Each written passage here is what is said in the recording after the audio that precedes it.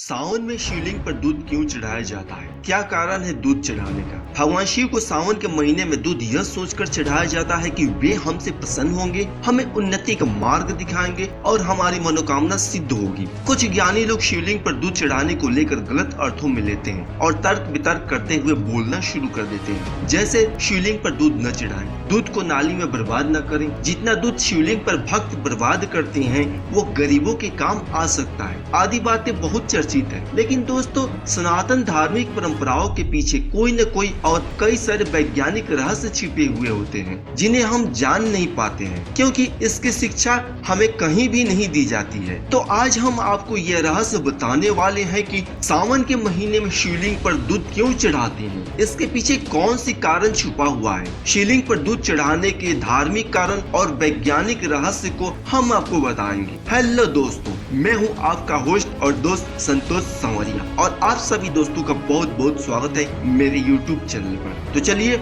शुरू करते हैं।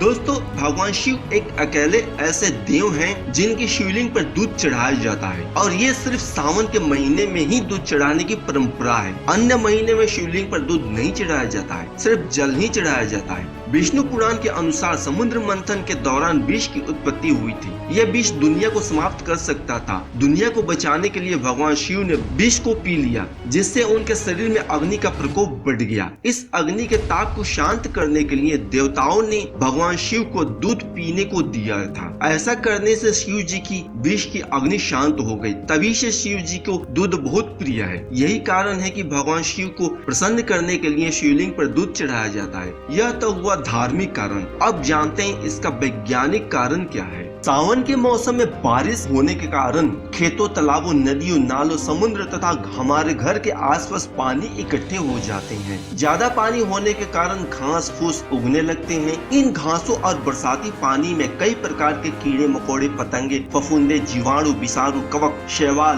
बैक्टीरिया, वायरस आदि पनपने लगते हैं और गाय, भैंस, पशु घास के साथ साथ उनमें निकले कीड़े भी खा जाते हैं और बारिश का गंदा पानी भी पीते हैं, जिस कारण उन पशुओं को कई प्रकार के रोग होने लगते हैं। साथ ही उनका दूध जहरीला हो जाता है, यानी कि उनका दूध अमृत की जगह विष का काम करता है, जो हमारे शरीर के लिए बहुत ही हानिकारक होता है। इस दूध को पीने से कई प्रकार की बीमारियां हो जाती है। आयुर्वेद के अनुसार शरीर में वात, पित्त, कफ इनके असंतुलन से बीमारियां पैदा होती है। सावन के मौसम में ऋतु परिवर्तन के कारण शरीर में वात का प्रकोप बढ़ जाता है और वात संबंधी बीमारियां सबसे ज्यादा होना शुरू हो जाती है। इसी मौसम में पेट की पाचन क्रिया भी धीमा हो जाती है। साथ ही विषैला दूध पीने से वात रोगों को और भी बढ़ा देता है, यानी कि उस रोग को डबल कर देता है। इस मौसम में सिर्फ दूध और दूध से बनी हुई चीज ही नहीं, बल्कि पत्तेदार सब्जियां जैसे गोभी, पालक, साग आदि भी नहीं खानी चाहिए, क्योंकि इसमें विषैले कीट, बैक्टीरिया और वायरस के अंश मिले हुए होते हैं। बासी भोजन, ज्यादा देर से पके भोजन, दही, ब्रेड, अंडे, मांस और मछली का भी सेवन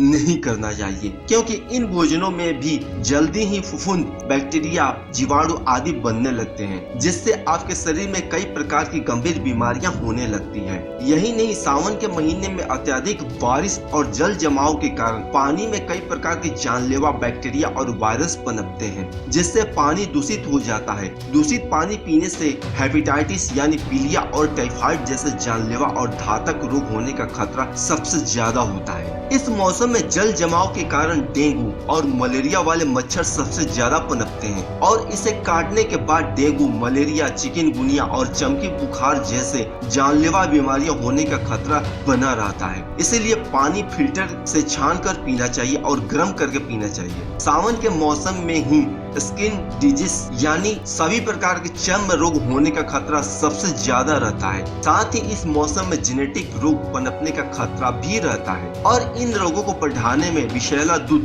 काफी हद तक मददगार साबित होता है। इसीलिए सावन में दूध या दूध से बने खाद्य पदार्थ का सेवन नहीं करना चाहिए। इस तथ्य की पुष्टि डॉक्टर और आज के वैज्ञानिक भी कर रहे हैं। तो अब सवाल ये है कि जब हम दूध पी नहीं सकते और ना किसी दूसरे को पीने को दे सकते हैं, ना ही इन दूधों को स्टोर कर सकते हैं और ना ही खाने वाली सामान बना सकते हैं, तो फिर इन दूध का क्या किया जाए। इस संदर्भ में पुराण में एक कथा का उल्लेख किया गया है। इस कथा के अनुसार जब ऋतु का निर्माण हो रहा था तो नारद मुनि जी ने ब्रह्मा जी से कहा कि जब श्रावण मास में दूध नुकसानदायक होगा और जठराग्नि को मंद करेगा तो दुधारू गायों का दूध कौन पिएगा। उस पर ब्रह्मा जी ने कहा कि इस दूध का सदुपयोग शिवलिंग पर चढ़ाकर किया जाएगा। तभी से हमारे सनातन संस्कृति में सावन के समय शिवलिंग पर दूध अर्पित करने की प्रथा बनाई गई थी, जिससे भगवान शिव प्रसन्न भी होंगे और हम भयानक रोगों से भी बचेंगे। जिस प्रकार भगवान शिव जी ने समुद्र मंथन के समय संसार के कल्याण के लिए विष पिया था, शिव जी संहार करता है,